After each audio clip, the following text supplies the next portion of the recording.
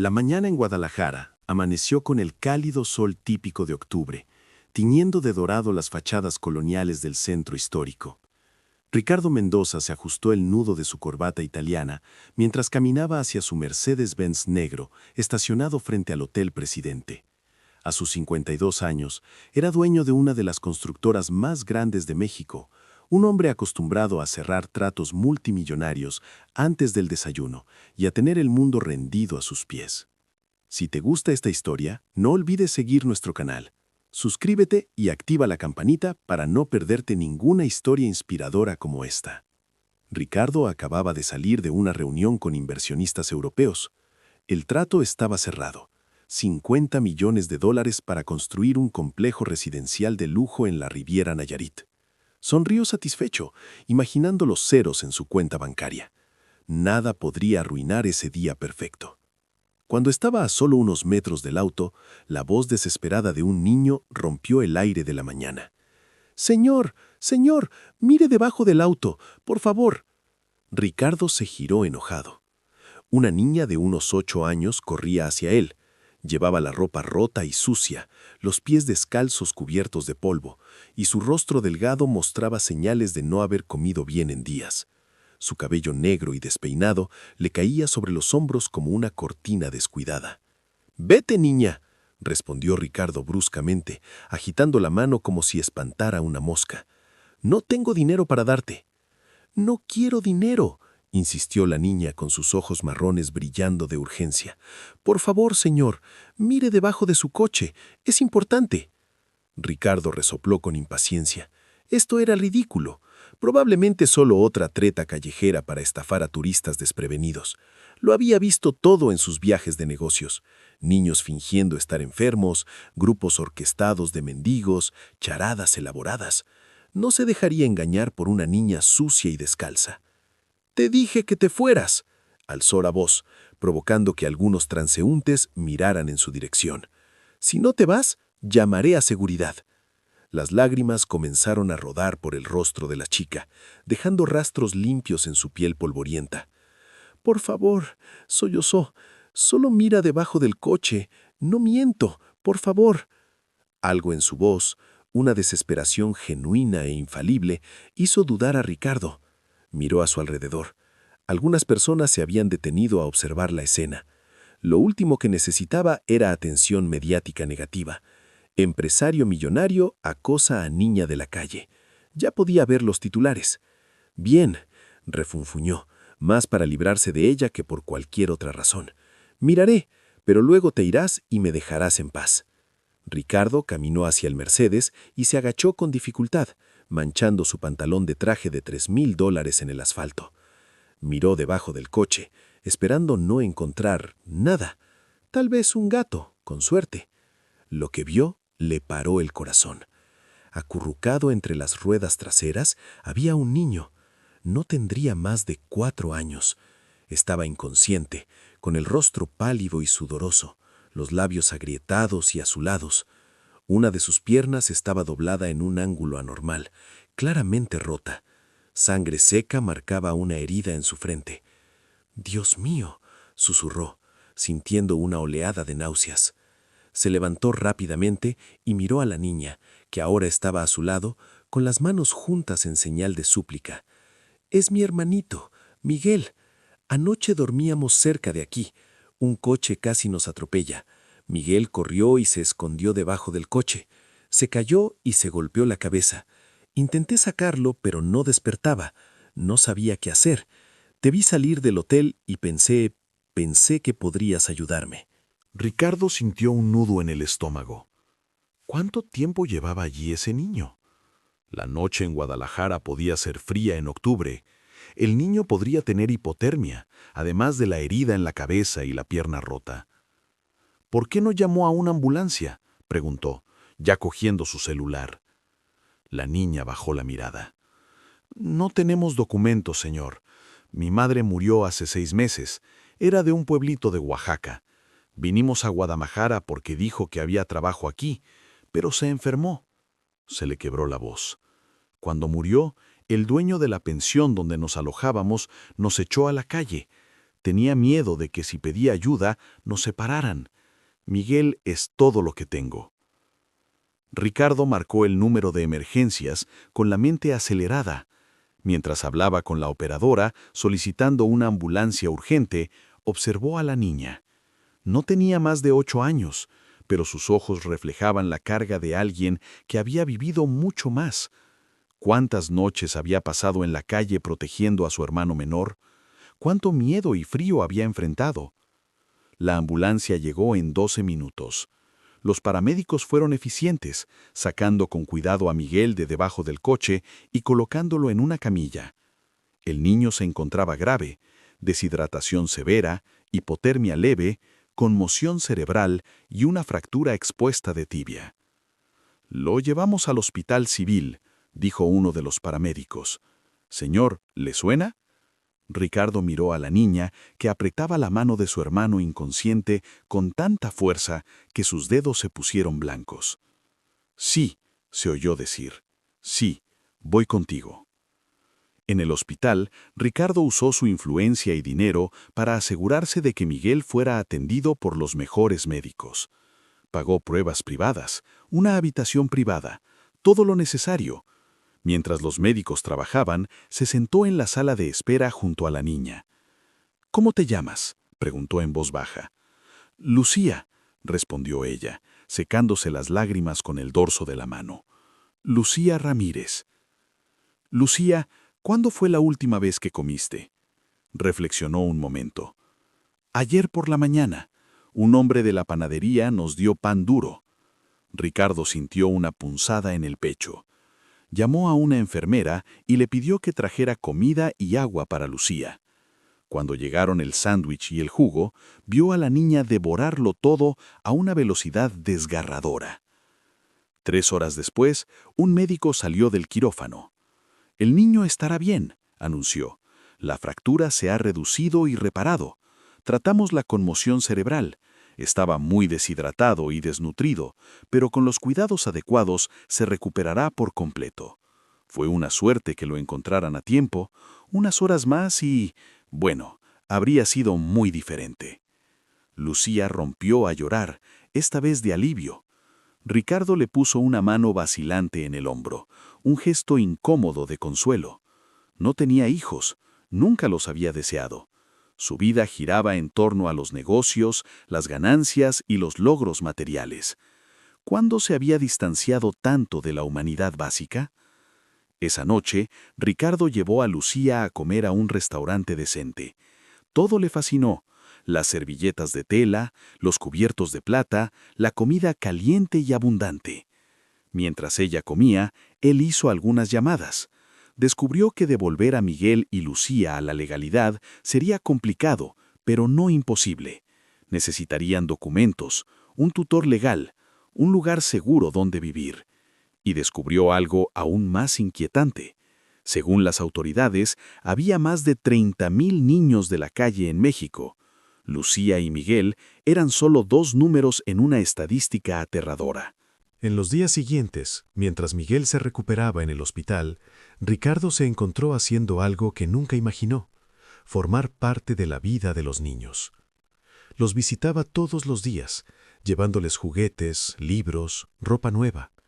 Lucía empezó a sonreír más, a hablar de sus sueños de ir a la escuela, de ser médica para ayudar a personas como su hermano.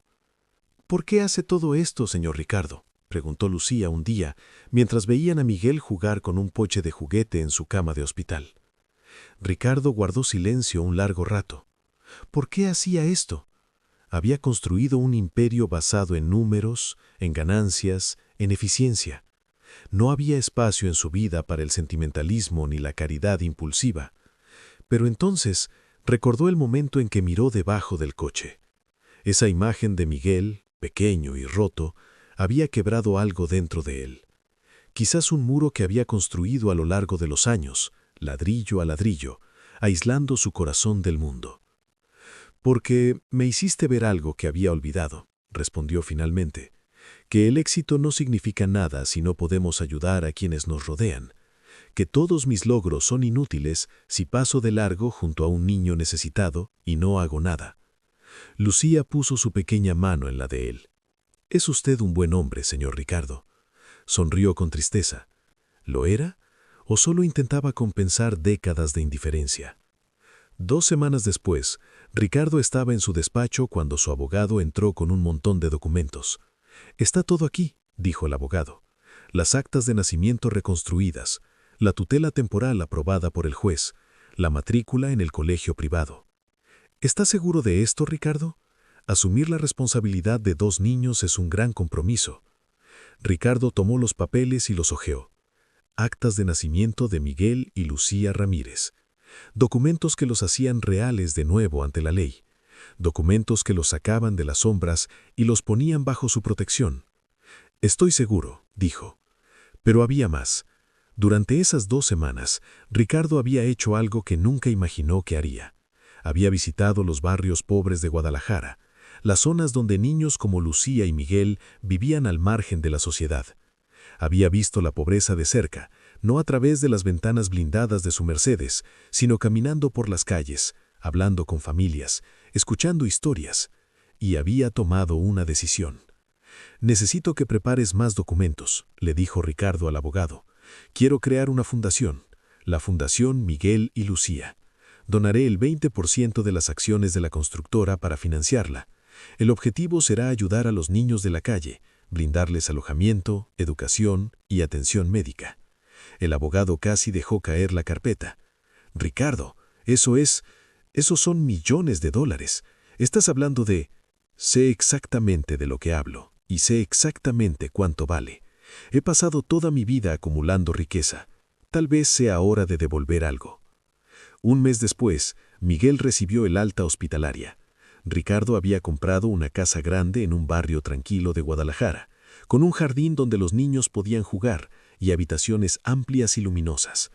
Contrató a una amable mujer llamada Rosa para que fuera ama de casas y ayudara a cuidar a los niños mientras él trabajaba. El día que Lucía y Miguel se mudaron a la casa, Ricardo observó a la pequeña explorar cada habitación con asombro. Miguel, todavía con muletas, se rió mientras Rosa le mostraba su nueva habitación, decorada con pósters de superhéroes. «¿Es esto real?», susurró Lucía, de pie en el centro de la sala. «¿Es todo esto real? ¿No tendremos que irnos mañana?». Ricardo se arrodilló ante ella, algo que el viejo Ricardo Mendoza jamás habría hecho, manchando sus costosos pantalones en el pulcro suelo de madera. «Es real, Lucía. Este es tu hogar ahora, tuyo y de Miguel. Nadie te lo quitará, te lo prometo». Se arrojó a sus brazos sollozando, y por primera vez en décadas, Ricardo sintió lágrimas en los ojos. En los meses siguientes, la vida de Ricardo cambió de maneras que jamás hubiera podido predecir. Seguía dirigiendo su constructora, cerrando grandes negocios, pero ahora había algo más. Había cenas familiares, donde Lucía conversaba sobre lo que había aprendido en la escuela y Miguel mostraba sus dibujos. Había reuniones de padres y maestros, presentaciones escolares, noches de cine con palomitas. Y estaba la fundación. La Fundación Miguel y Lucía empezó siendo pequeña, con un albergue para 20 niños, pero creció rápidamente. Ricardo usó sus contactos empresariales para recaudar fondos, reclutar voluntarios y presionar al gobierno para que implementara mejores políticas para los niños de la calle. Visitaba el refugio cada semana, hablaba con los niños, escuchaba sus historias. Cada uno tenía una historia diferente, pero todos compartían el mismo hilo conductor de pérdida, abandono y lucha por la supervivencia. Ricardo vio a Lucía y Miguel en cada uno de esos rostros. 1 año después de aquel fatídico día, Ricardo estaba en su jardín, viendo jugar a Lucía y Miguel. Lucía era la mejor de su clase y soñaba con ser médico. Miguel, ya totalmente recuperado, corría por el césped riendo. Su pierna no mostraba señales de la fractura que casi le cuesta la vida. Rosa salió de la casa con una bandeja de limonada. «Ahora son niños felices», observó, sentándose junto a Ricardo en el banco. «Sí», asintió él, «lo son». «¿Y tú?», preguntó con dulzura. «¿Eres feliz?». Ricardo reflexionó sobre la pregunta. Había perdido peso, dormía mejor, sonreía más, Las reuniones de negocios que antes consumían su vida ahora parecían menos urgentes. El dinero que una vez fue su único objetivo, ahora era solo una herramienta para hacer el bien. ¿Sabes, Rosa? Antes pensaba que la felicidad consistía en el éxito. Cerrar el próximo gran negocio, comprar el próximo coche de lujo, ver crecer la cuenta bancaria. Hizo una pausa, observando a Lucía empujar a Miguel en un columpio improvisado. Pero ese día, cuando Lucía me gritó que mirara debajo del coche, no solo me estaba mostrando a Miguel, me estaba mostrando en quién me había convertido. Un hombre tan concentrado en ascender que se había olvidado de mirar a los caídos a su alrededor. ¿Y ahora?, preguntó Rosa. Ahora sé que la verdadera riqueza no está en lo que acumulas, sino en lo que das. No está en cuántos contratos firmas, sino en cuántas vidas tocas. Sonrió. Así que sí, Rosa, soy feliz. Quizás por primera vez en mi vida, soy verdaderamente feliz.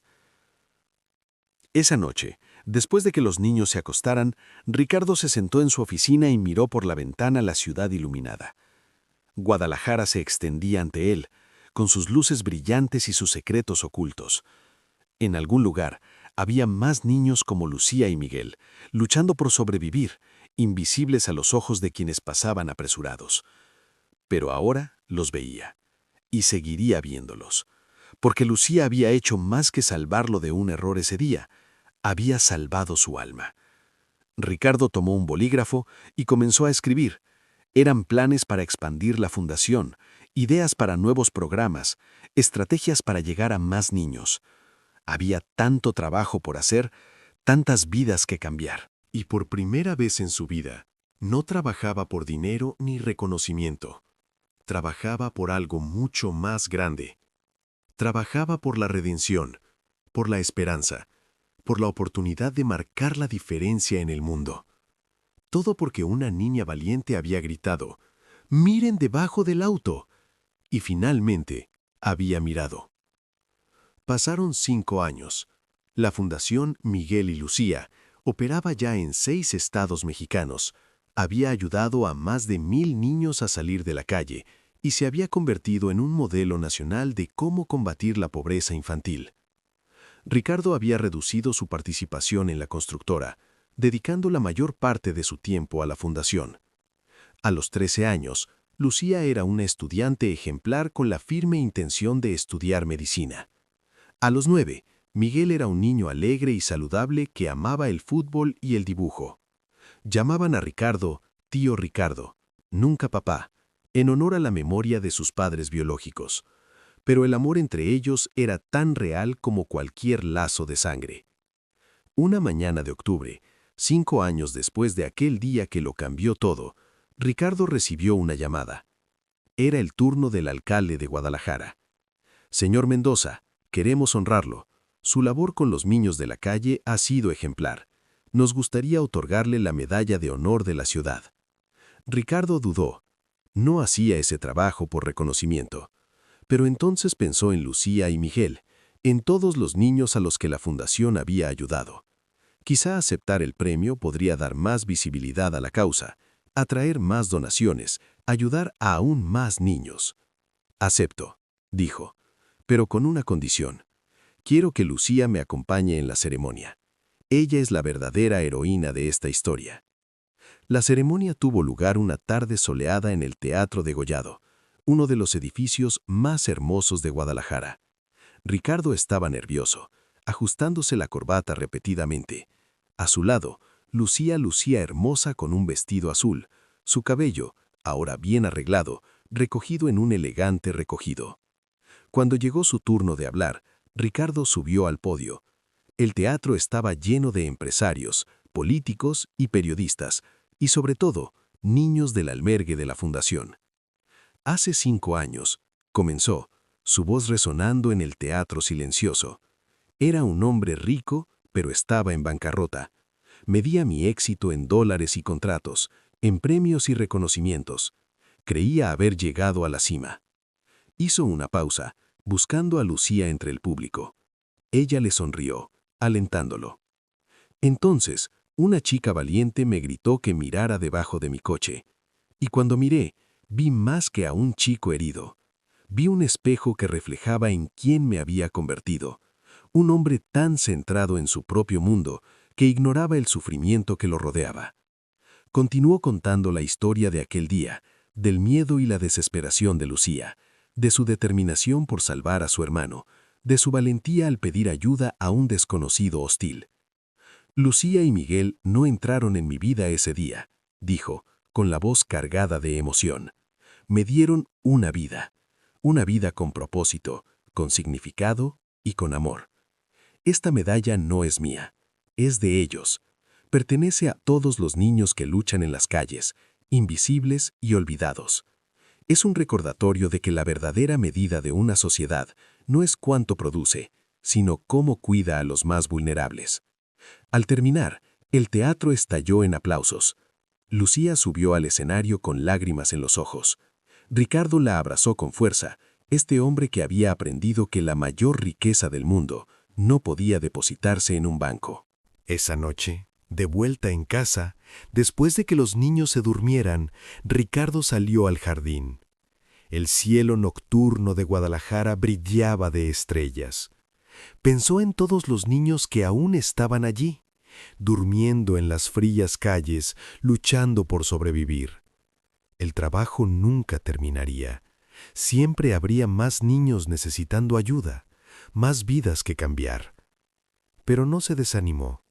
Al contrario, se sentía lleno de energía, con un propósito, porque había aprendido la lección más importante de todas, que vale la pena vivir no por lo que se gana, sino por lo que se da, no por lo que se acumula, sino por lo que se comparte, no por las puertas que se cierran, sino por las que se abren. Y todo empezó con una niña gritando, «¡Mira debajo del coche!». Ricardo miró las estrellas y sonrió.